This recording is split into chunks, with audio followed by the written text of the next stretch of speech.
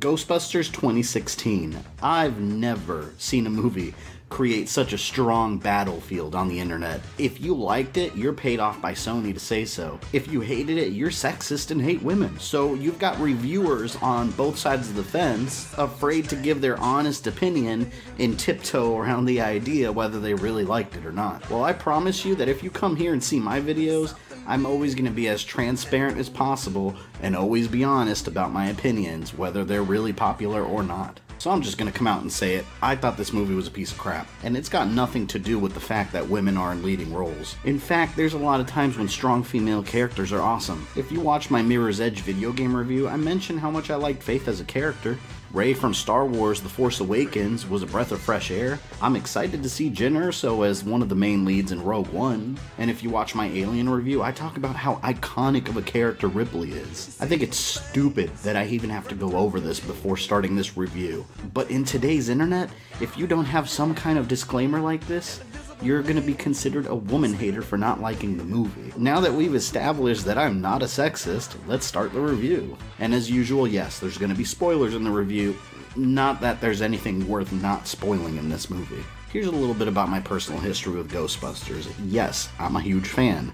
I grew up watching Ghostbusters 1 and 2, the original cartoon show, and even Extreme Ghostbusters, which anytime I bring it up, no one seems to know what I'm talking about. Does anyone remember that? Leave me a comment down below if you do, because I want to know how many people out there remember that show. I had a huge collection of Ghostbusters toys, and I've dressed up as a Ghostbuster for several Halloweens. Now, I'm a grown-ass man, and I'm still buying Ghostbusters collectibles. Ecto Cooler High C, and Tobin's Spirit Guide, Ghostbusters edition. Look how awesome it is, seriously. If you can find a copy online, buy it. So you can imagine that when I originally heard about Ghostbusters coming back in some form, I was excited. This is before we knew it was going to be a full reboot and that none of the Ghostbusters were really coming back. I went into this movie with an open mind. We were told it was going to do something new, and I thought, you know what, I'm going to give it a chance. I'm going to get the original out of my head so I can enjoy this while I'm watching it.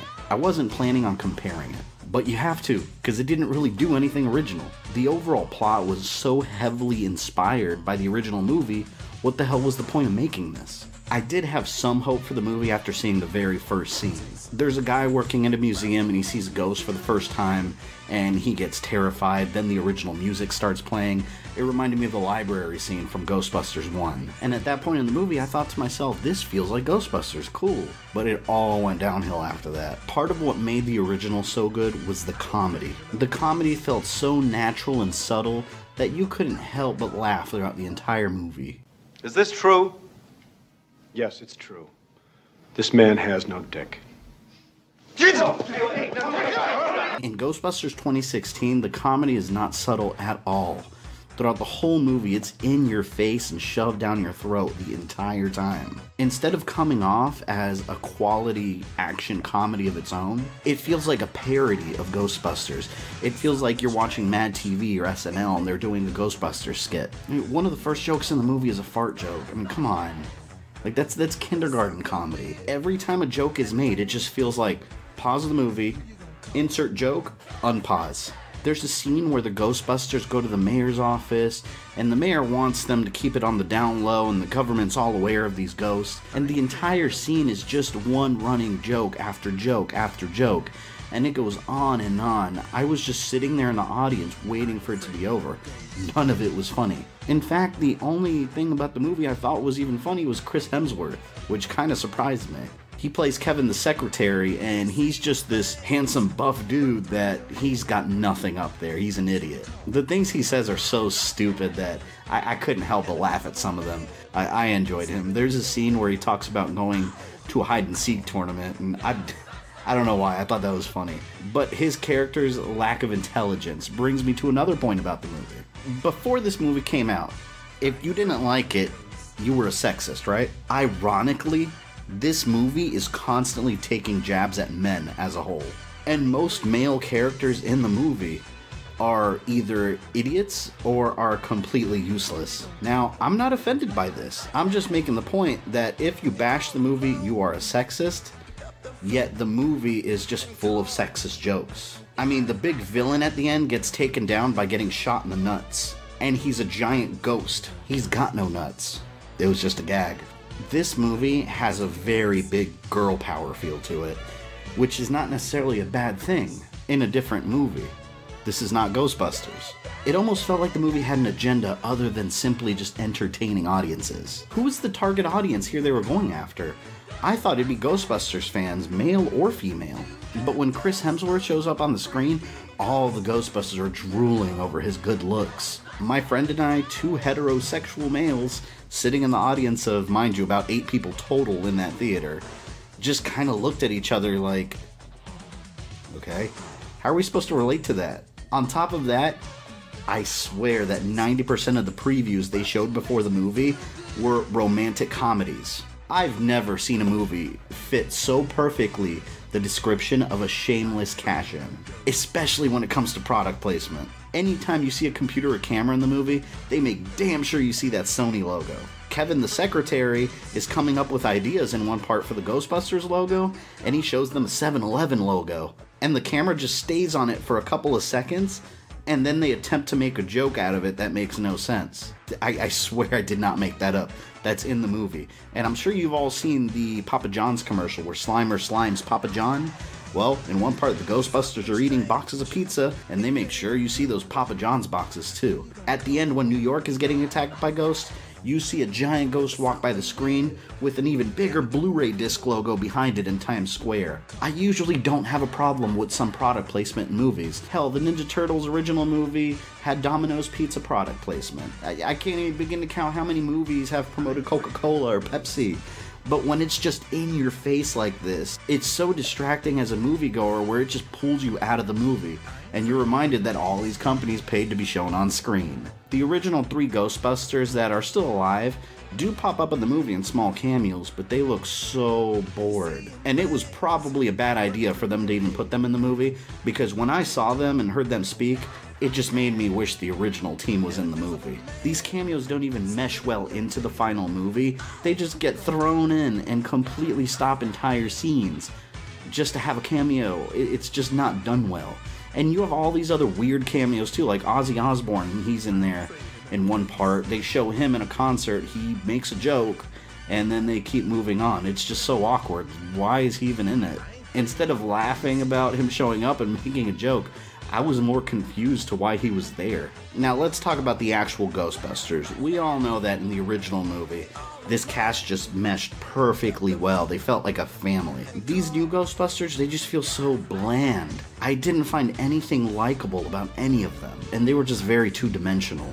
Abby and Aaron are the 2 best friends that grew apart over the years and reunite to become Ghostbusters. We've got Holtzman, whose hair is clearly inspired by Egon from the cartoon. She's the genius of the group. She's the one that builds all the equipment and updates it, and this character was written way too over the top. She's the wild one that loves action, she licks her guns, smashes guitars. It's just so over the top that it's stupid. Nobody really acts like that, and it just wasn't believable. And Patty had some funny lines in this movie, but the way they wrote her character completely reduces her to the stereotype of a loud African-American woman. And just like the African-American Ghostbuster Winston in the original movie, she wasn't a smart scientist like the other Ghostbusters, just someone that knew the streets and got a job. Again, doing the same thing that's already been done after you said you were doing something new. And the villain in the original Ghostbusters was so well done.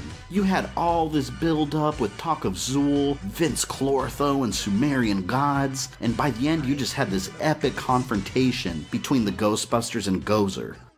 Are you a god?